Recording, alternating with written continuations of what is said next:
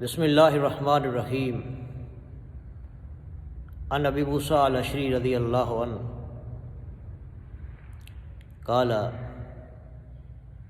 النبی صلی اللہ تعالی علیہ وسلم سئل ای المسلمین افضل، قال رسول اللہ صلی اللہ تعالی علیہ وسلم من سلم المسلمون من لسانہ و یدہ، رواہ ترمذی۔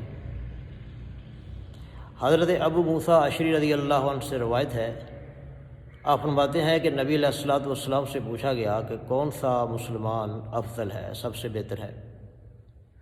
تو اس کے جواب میں نبی علیہ الصلوۃ والسلام نے فرمایا من سلم المسلمون من لسانہ و یدہ، کہ وہ مسلمان افضل ہے، بہتر ہے جس کی زبان اور جس کے ہاتھ سے دوسرے مسلمان محفوظ رہیں۔